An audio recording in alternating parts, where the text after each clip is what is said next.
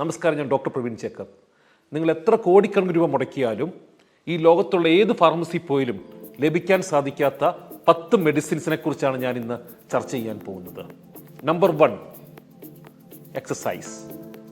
നമുക്കെല്ലാവർക്കും അറിയാം, എക്സസൈസ് ചെയ്ത് കഴിയുമ്പോൾ നമ്മുടെ ശരീരത്തെ പല ഹോർമോൺസിൻ്റെ ഉൽപ്പാദനം വർദ്ധിപ്പിക്കുകയും അതുപോലെ ഇൻസുലിൻ സെൻസിറ്റിവിറ്റി, പ്രമേഹത്തിൻ്റെ ചാൻസ് കുറയുകയും ഹൃദ്രോഗത്തിൻ്റെ ചാൻസ് കുറയുന്നു, ചള്ളു കൊളസ്ട്രോൾ കുറയുന്നു, നല്ല കൊളസ്ട്രോൾ വർദ്ധിക്കുന്നു. അപ്പം എക്സസൈസിൻ്റെ മഹത്വത്തെക്കുറിച്ച് ഞാൻ അധികം പറയേണ്ട ആവശ്യമില്ല. എല്ലാവർക്കും അറിയാം, 1/2 മുതൽ 1 മണിക്കൂർ എക്സസൈസ് ചെയ്ത് കഴിഞ്ഞാൽ പല മാരരോഗങ്ങളെ നമുക്ക് തടുക്കാൻ സാധിക്കും. Number 2, fasting. 2016 നോബൽ സമ്മാനം ലഭിച്ചത് ഫാസ്റ്റിങ്ങിനാണ്. ഇന്ന് ലോകത്തിൽ ഒരു സർവ്വരോഗ നിവാരണി എന്ന് പറഞ്ഞിട്ടുണ്ടെങ്കിൽ അത് വേറൊന്നുമല്ല, ഉപവാസമാണ്. പ്രത്യേകിച്ച് ഇൻ്റർമിറ്റൻറ്റ് ഫാസ്റ്റിംഗ്. നമ്മൾ 16 മണിക്കൂർ ഒരു ദിവസം ഭക്ഷണം കഴിക്കാതിരിക്കുകയാണെങ്കിൽ ക്യാൻസർ കോശങ്ങൾ പോലും നശിക്കുമെന്നാണ് ശാസ്ത്രീയ പഠനങ്ങൾ തെളിയിച്ചിട്ടുള്ളത്. മൂന്നാമത്തത് ലാഫിംഗ്, അതായത് ചിരിക്കുമ്പോൾ സ്ട്രെസ് ഹോർമോൺ കുറയുകയും അതുപോലെ തന്നെ നമ്മുടെ പാരാസിമ്പതറ്റിക് ആക്ടിവിറ്റി കൂടുന്നതായിട്ട് കണ്ടെത്തിയിട്ടുണ്ട്. അതുപോലെ എല്ലാവർക്കും അറിയുന്ന ഒരു കാര്യമാണ്, പുഞ്ചിരിക്കുന്നവർക്ക് ആയുസ് കൂടുതലുള്ളതായിട്ടും പല രോഗങ്ങളെ ചേർത്ത് നിൽക്കാനുള്ള ഇമ്മ്യൂണിറ്റി വർദ്ധിക്കുന്നതായിട്ടും പുഞ്ചിരിക്കൂടെ സാധിക്കുമെന്ന് പല പഠനങ്ങളും തെളിയിച്ചിട്ടുണ്ട്. നാലാമത്തത് ഫുഡ്. ഹിപ്പോക്രാറ്റസ് പറഞ്ഞു, food shall be your medicine and medicine shall be your food. അതായത് ഭക്ഷണം മരുന്ന് പോലെ കഴിച്ചാൽ ഭാവിയിൽ മരുന്ന് ഭക്ഷണം പോലെ കഴിക്കേണ്ട ആവശ്യം വരികയില്ല. അഞ്ചാമത്തത് നാരുകൾ, അതായത് ഫ്രൂട്ട്സും വെജിറ്റബിളും നാരുകളാൽ സമ്പൽ സമൃദ്ധമാണ്. നാരുകൾക്ക് നമ്മുടെ ശോധന വർദ്ധിപ്പിക്കാൻ മാത്രമല്ല കഴിവുള്ളത്, ഇന്ന് പഠനങ്ങൾ കണ്ടെത്തിയിരിക്കുന്നു, ഈ നാരുകൾ അടങ്ങിയ ഭക്ഷണമാണ് നമ്മുടെ ഗട്ടിലെ ബാക്ടീരിയയുടെ ഭക്ഷണവും. നാരുകൾ കൂടുതൽ കഴിക്കുമ്പോൾ ഈവൻ ബ്രെയിൻ ഹോർമോണിൻ്റെ ഉൽപ്പാദനം വരെ വർദ്ധിക്കുന്നതായിട്ടും കൊളോൺ ക്യാൻസർ മുതൽ പല മാരക രോഗങ്ങളെ ചെറുക്കാൻ സാധിക്കുന്നതായിട്ടും കണ്ടെത്തിയിട്ടുണ്ട്. നെക്സ്റ്റ്, സ്ലീപ്പ്, സുഖനിദ്ര. രാത്രിയിൽ മാത്രം നമ്മുടെ ശരീരത്തിൽ ഉൽപ്പാദിപ്പിക്കപ്പെടുന്ന ഒരു ഹോർമോൺ ഉണ്ട്, അതിൻ്റെ പേരാണ് മെലറ്റോണിൻ എന്ന് പറയും. ഈ മെലറ്റോണിൻ ഹോർമോൺ നമ്മുടെ ശരീരത്തിൽ കൂടുതലുണ്ടെങ്കിൽ, ഉൽപ്പാദനം നടക്കുകയാണെങ്കിൽ, അതായത് കൂടുതൽ ഉറങ്ങുകയാണെങ്കിൽ കൂടുതൽ മെലറ്റോണിൻ ഉൽപ്പാദിപ്പിക്കപ്പെടുകയും അതിൻ്റെ അനന്തരഫലമായിട്ട് കോർട്ടിസോളിൻ്റെ ലെവൽ കുറയുകയും ചെയ്യുന്നു.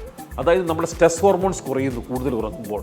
സ്ട്രെസ് ഹോർമോൺ കോർട്ടിസോൾ നമ്മുടെ ശരീരത്തിൽ കൂടുതലുണ്ടെങ്കിൽ അത് രക്തസമ്മർദ്ദത്തിനും ഹൃദ്രോഗത്തിനും അതുപോലെ ഈവൻ നമ്മുടെ ഡൈജസ്റ്റീവ് ഡിസോർഡറിന് വരെ ഒരു കാരണമാണ്. അപ്പോൾ sound sleep is very important factor. അടുത്തത് 7ാമത്തതാണ് സൺലൈറ്റ്. നമുക്കെല്ലാവർക്കും അറിയാം, നമ്മൾ സൂര്യപ്രകാശം നമ്മുടെ ചർമ്മത്തിൽ പതിച്ചാൽ വൈറ്റമിൻ ഡിയുടെ ഉൽപ്പാദനം വർദ്ധിക്കും നമ്മുടെ ശരീരത്ത്. വൈറ്റമിൻ ഡി ഇന്ന് ജസ്റ്റ് ഒരു കാൽഷ്യം ഫിക്സിംഗ് ഹോർമോൺ അല്ല. നമുക്കെല്ലാം ചിന്തിച്ചിട്ടുണ്ട് വൈറ്റമിൻ ഡിയുടെ പ്രധാന ധർമ്മം കാൽഷ്യം എല്ലുകളിൽ ഫിക്സ് ചെയ്യുക എന്നുള്ളതാണെന്ന്. ഇന്ന് പഠനം പറയുന്നു വൈറ്റമിൻ ഡിയുടെ പ്രധാനപ്പെട്ട ലക്ഷ്യം നമ്മുടെ ഇമ്മ്യൂണിറ്റിയുടെ വർധനമാണ്, ബൂസ്റ്റിംഗ് അവർ ഇമ്മ്യൂണിറ്റി. അപ്പോൾ രാവിലെ 1 മണിക്കൂർ ഇളം വെയിൽ കൊണ്ടാൽ വൈറ്റമിൻ ഡി ധാരാളം ഉൽപ്പാദിപ്പിക്കുകയും വൈറ്റമിൻ ഡി നമ്മുടെ ഡിപ്രഷൻ കുറയ്ക്കുന്നു, നമ്മുടെ ചർമ്മത്തിൻ്റെ സൗന്ദര്യം വർദ്ധിപ്പിക്കുന്നു, നമ്മുടെ ഇമ്മ്യൂണിറ്റി വർദ്ധിപ്പിക്കുന്നു, നമ്മുടെ എല്ലുകൾക്ക് ബലം കൊടുക്കുന്നു.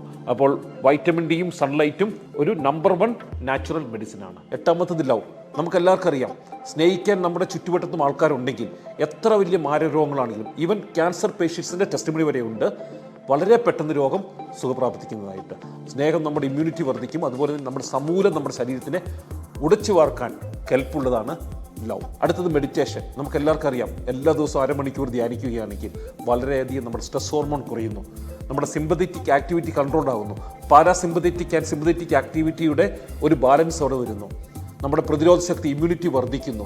ഈവൻ നമുക്ക് ഇടയ്ക്കിടയ്ക്ക് ഉണ്ടാകുന്ന ചില നിസ്സാര രോഗങ്ങളായിട്ടുള്ള ഈ തുമ്മലും ചീറ്റിലും പോലും ധ്യാനിക്കുന്നവർ വളരെ കുറവായിട്ടാണ് കണ്ടെത്തിയിട്ടുള്ളത്.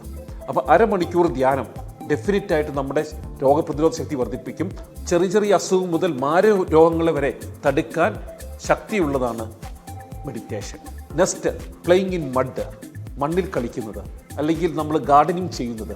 ഗാർഡനിങ്ങിന് എങ്ങനെ നമ്മുടെ ഇമ്മ്യൂണിറ്റി വർദ്ധിപ്പിക്കാൻ സാധിക്കുന്നത് എന്തെങ്കിലും ചിന്തിച്ചിട്ടുണ്ടോ? കാരണം നമ്മൾ മണ്ണിൽ കളിക്കുമ്പോൾ മണ്ണിലെ ഒരു ക്രിയേച്ചറുണ്ട്, അതിൻ്റെ പേരാണ് ബാക്ടീരിയ എന്ന് പറയും, ഗട്ട് മൈക്രോബ്സ് എന്ന് പറയും. അപ്പോൾ ഈ ബാക്ടീരിയകൾ ആണ് നമ്മുടെ പ്രതിരോധ ശക്തിയെ നിയന്ത്രിക്കുന്ന പ്രധാന ഘടകം. നമ്മുടെ ഈ പ്രപഞ്ചത്തിനെ നിയന്ത്രിക്കുന്നതും ഈ ബാക്ടീരിയകളാണ്. പാലിനെ തൈരാക്കുന്നതും ദോശമാവിനെ പുളിപ്പിക്കുന്നതും നമ്മുടെ ശവശരീരം മണ്ണിലോട്ട് ലയിപ്പിക്കുന്നതും എല്ലാം ഈ ബാക്ടീരിയകളാണ്. അതുപോലെ ഇപ്പോൾ പഠനങ്ങൾ പറയുന്നു നമ്മുടെ ശരീരത്തിൻ്റെ പല മേഖലകളെയും കൺട്രോൾ ചെയ്യുന്നത് ഈ ബാക്ടീരിയകളാണ്. നമ്മൾ കഴിക്കുന്ന ഭക്ഷണത്തിനെ ഡൈജസ്റ്റ് ചെയ്യുന്നതും അതുപോലെ നമ്മുടെ തലച്ചോറിലെ ഹോർമോൺ ഉൽപ്പാദിപ്പിക്കുന്നത് വയറ്റിലുള്ള ചില ബാക്ടീരിയകളായിട്ടാണ് കണ്ടെത്തിയിട്ടുള്ളത്. അപ്പോൾ മണ്ണിൽ നമ്മൾ കളിക്കുമ്പോൾ ഈ നല്ല ബാക്ടീരിയകളുടെ എണ്ണം കൂടുകയും പല രോഗങ്ങളിൽ നമുക്ക് പ്രതിരോധ ശക്തി ലഭിക്കുകയും ചെയ്യുന്നു. അപ്പോൾ ഞാൻ ഈ പറഞ്ഞ 10 മെഡിസിൻസും നിങ്ങൾക്ക് ഫാർമസിയിലോ മെഡിക്കൽ ഷോപ്പിലോ കിട്ടത്തില്ല. നിങ്ങൾക്ക് ലഭിക്കണമെങ്കിൽ 2 ഫാക്ടേഴ്സ് ഇമ്പോർട്ടൻ്റ് ആണ്: self discipline and self control.